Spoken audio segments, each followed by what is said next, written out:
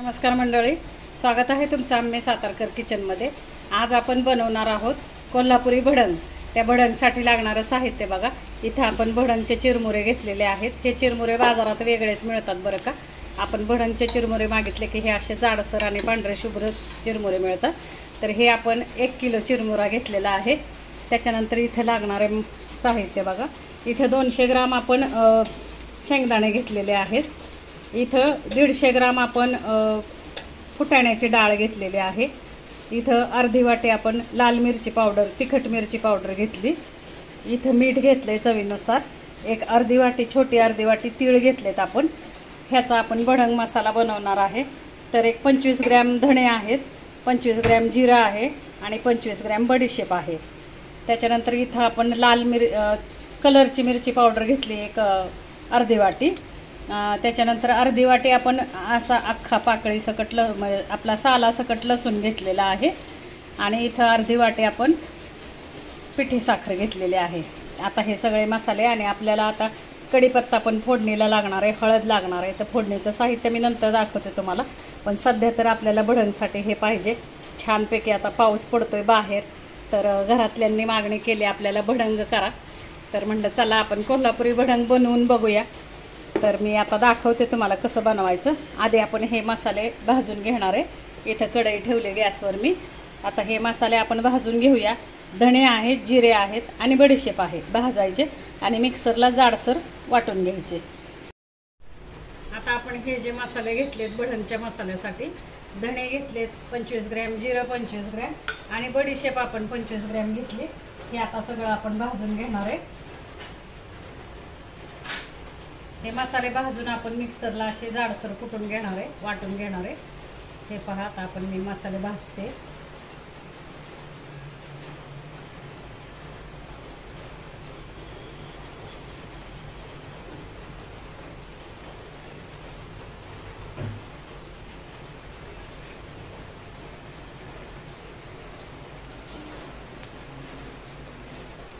आता हे छान ह्याचा सुगंध सुटलाय बरं का ह्या मसाल्याचा। चटचट मसाले पण असे वाजायला लागलेत। आपण आता काढून घेऊया।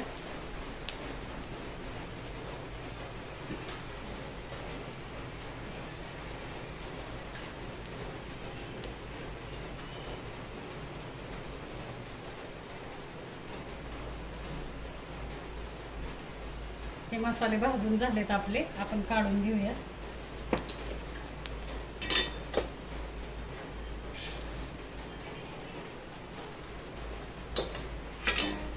आता आपण जे तीळ घेतले होते अर्धी वाटी, ते तीळ भाजतोय।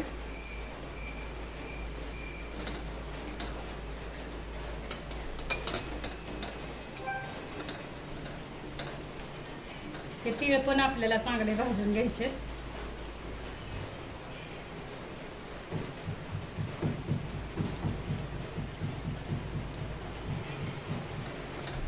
आपण आता तीळ पण भाजून घेतले।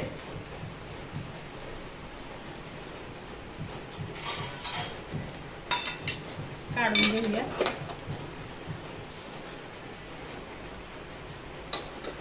आता आपण ह्या कढईमध्ये तेल ओतणार आहे आणि शेंगदाणे तळून घेणार आहे आपण।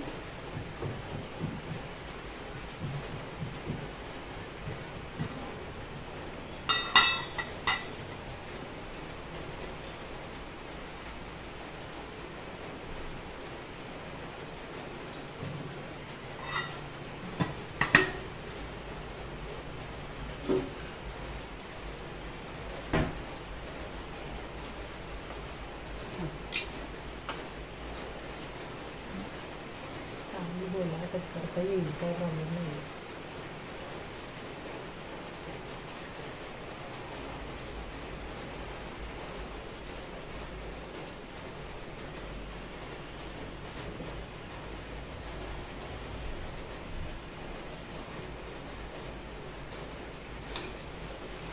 आता आपण शेंगदाणे टाकूया।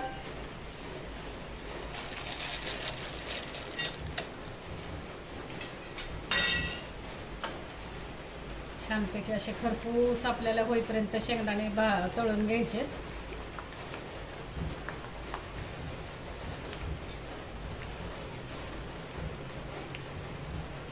आज आज आमच्याकडे पाऊस पडतोय बरं का. बाहेर तुम्हाला आवाज येत असेल पावसाचा. आमच्याकडे पावसाळा जवळजवळ सुरू झालाय.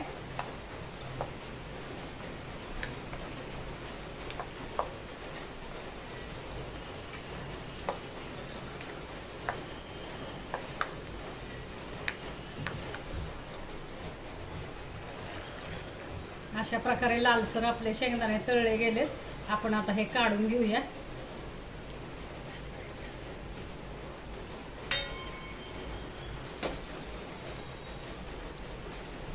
चांगलं तेल निथळून घ्यायचंय आपल्याला. हे पहा, शेंगदाणे आपण काढून घेतोय.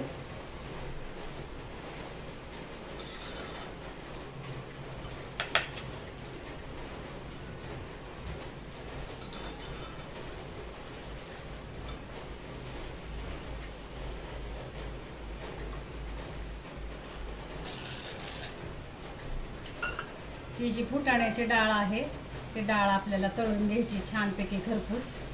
कच्ची डाळ जर टाकली ना मंडळी तर मग जर भडंग आपले 8 दिवसाच्या वर 10 दिवसाच्या वरती राहिलं तर त्या डाळीला साधारण थोडासा वास पण येतो आणि कडवट पण लागते. म्हणून आपण ही डाळ पण तळून घ्यायची छानपैकी. ही अशी तळून घ्यायची डाळ आपल्याला.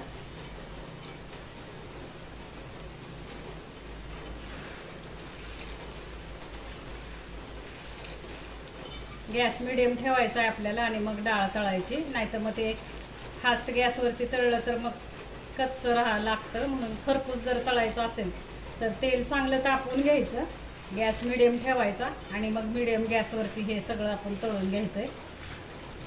हे पहा,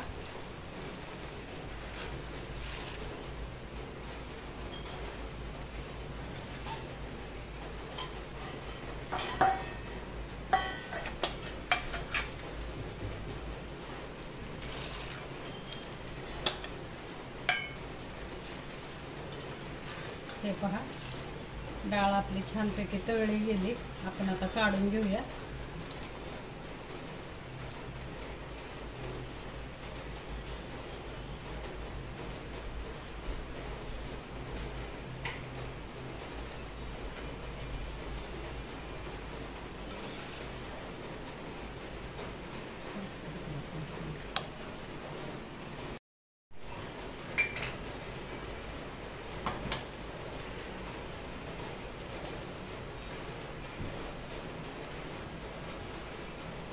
आता आपण लसूण तळून घेतोय.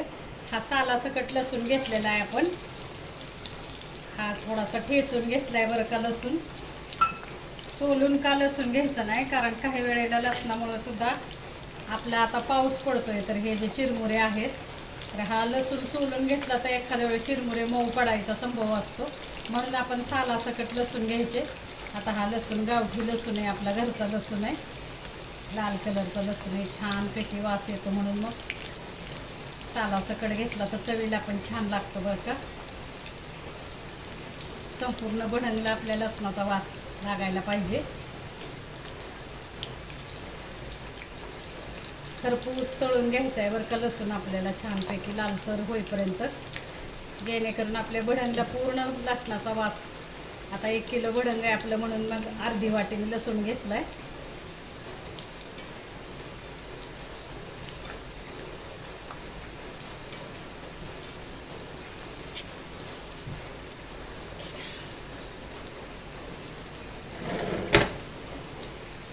हा पहा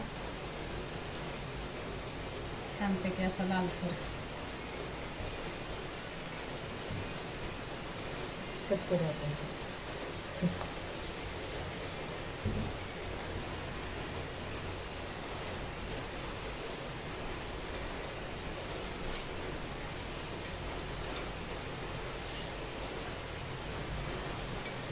इतका सुगंध लसणाचा असा तेलात मी टाकला, इतका छान सुगंध सुटलाय.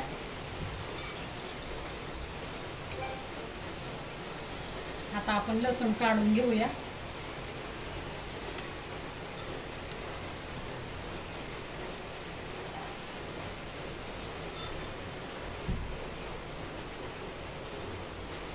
अशाच प्रकारे आता आपण कढीपत्ता पण घेणार आहे. कढीपत्ता तळून घेतोय.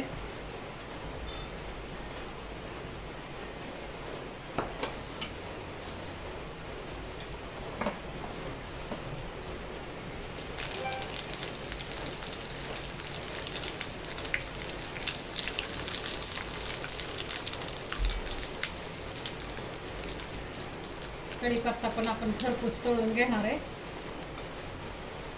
मी काय करते, इथं कढीपत्ता लवकर मिळत नाही तर बाजारातून आणल्यानंतर स्वच्छ धुवून तो वाळवून ठेवते. हा कढीपत्ता वाळवलेला आहे बरं का मंडळी.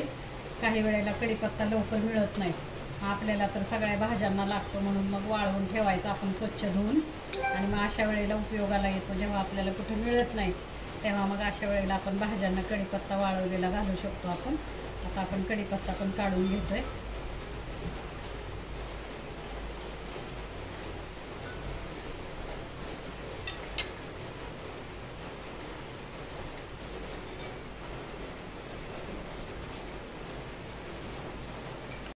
आता आपण भडंगसाठी जे मसाले मसाले काढलेत, म्हणजे इथं तिखट हळद काढले, त्याची आपण फोडणी करणार आहे.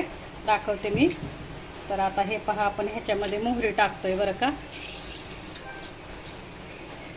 चांगली मोहरी तडतडली की आपण जिरं टाकणार आहे, पण जिरं थोडंसं टाकणार आहे कारण आपण 25 ग्रॅम जिरं आपण मसाल्यामध्ये वापरलेलं आहे. जे आपण भडंगसाठी मसाला केला आहे धणे जिरे आणि बडीशेपचा, त्याच्यामध्ये वापरले, म्हणून आपण इथं जिरं कमी टाकणार आहे. 2 चमचे मी हिंग टाकते. छोटे चमचे आहेत. आपल्या मसाल्याच्या डब्यामध्ये जो चमचा असतो ते 2 चमचे ह्या छोट्या चमच्याने हिंग टाकलाय. आता आपण हळद पण टाकणार आहे.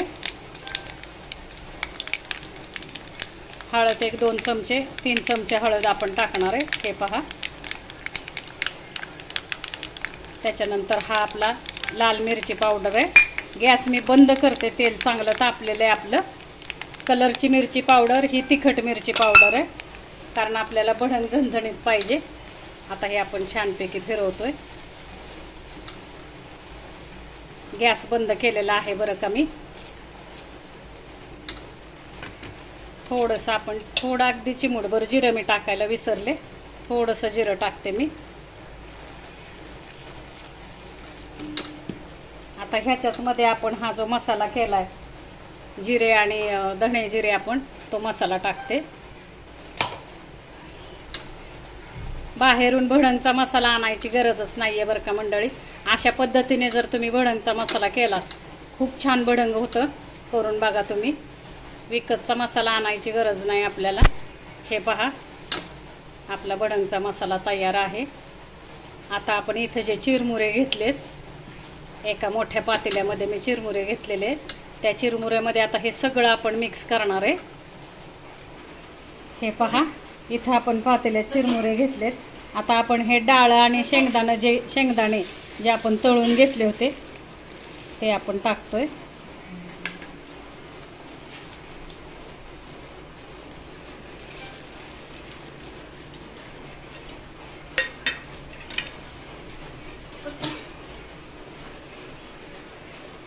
त्याच्यानंतर आपण आता हा लसूण टाकणार आहे.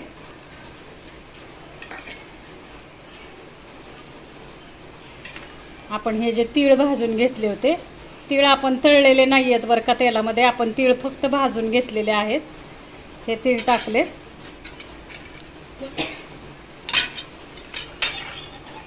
जो कढीपत्ता आपण तळून घेतला होता तेलामध्ये, तो कढीपत्ता टाकलाय आपण.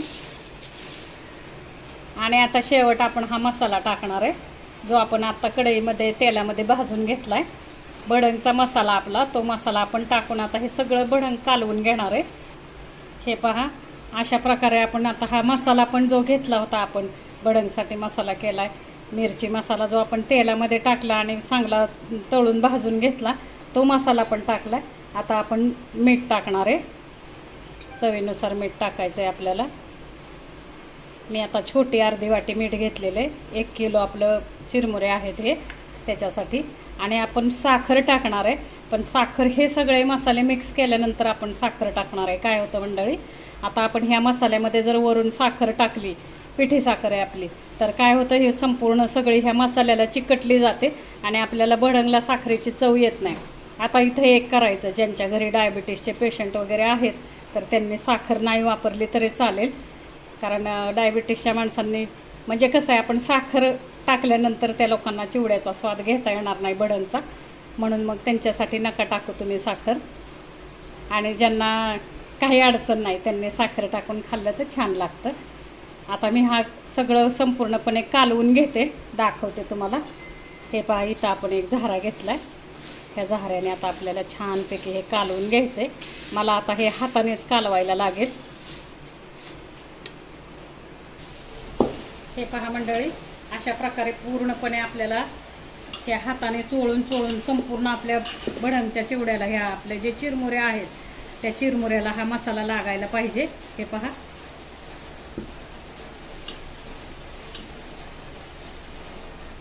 अशा प्रकारे छानपैकी हा मसाला आपला चोळून चोळून घ्यायचा आहे।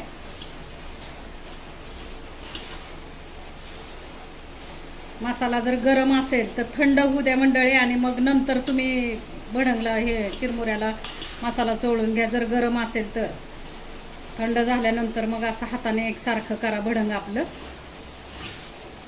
आता हे माझं थंड झालेलं आहे, थोडंसं मी आता झाऱ्याने सुद्धा वर खाली करते। हे पहा, छानपैकी आपलं मसाला पूर्णपणे लागलेला आहे आपला चिरमुऱ्यांना। आता पावसाचे दिवस आहेत तर हे भडंग असं एकदम करून ठेवा। संध्याकाळच्या वेळेला पाऊस पडायला लागला किंवा नसेल जरी पाऊस, तरी आता थोडंसं वातावरण पण थंड होणार आहे, त्याच्यामध्ये हे भडंग खायला खूप छान बरं का। गरम गरम चहाचा कप आणि भडंग खायला मजा येते। लहान मुलं घरात असतील तर तिखटाचं प्रमाण थोडंसं कमी करा। तिखट नको पाहिजे असेल तुम्हाला तर थोडंसं हिरवी मिरची जरी तुम्ही चिरून टाकली फोडणीला तरी पण हे भडंग छान होतं बरं का। आता मी जी पिठी साखर आपण केली ती साखर घालणार आहे।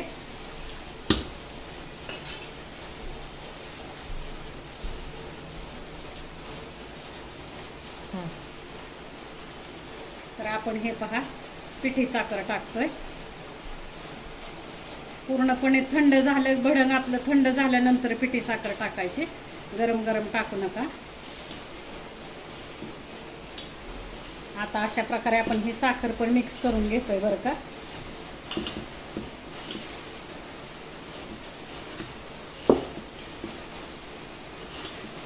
डायबिटीस पेशंटसाठी जर करायचं असेल मंडळी तर थोडंसं वेगळा काढून ठेवा, आणि तुम्हाला साखर खायची असेल तर तुमच्यासाठी मग साखरेचा करा।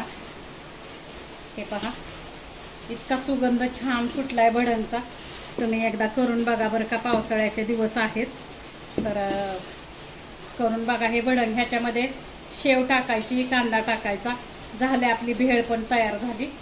भेळ करायची झाली तर आपण ह्या भडंगची भेळ सुद्धा खूप छान होते। हे पहा मंडळी, चमचमीत चटपटीत आपलं भडंग तयार आहे। अशा प्रकारे आपलं चमचमीत झणझणीत चटपटीत भडंग तयार आहे। बाहेर आता पावसाळ्याचे दिवस चालू झालेत, त्या पावसाळ्याच्या दिवसात भडंगची मजा घ्या। छानपैकी अशा प्रकारे भडंग करून बघा, छान होतं, चवीला पण छान लागतं। झणझणीत भडंग असं तयार आहे आपलं। ह्याच्या आता आणखी एक सांगते मी तुम्हाला मंडळी।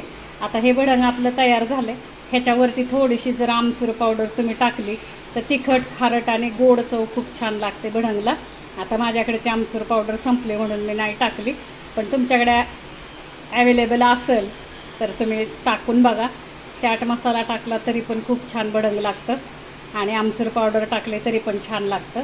थोडीशी आंबट चव असली तरी छान, आणि ह्याच्यामध्ये शेव टाका, कांदा टाका, टोमॅटो टाका, थोडंसं घ्या प्लेटमध्ये, तुमची भेळ तयार झाली।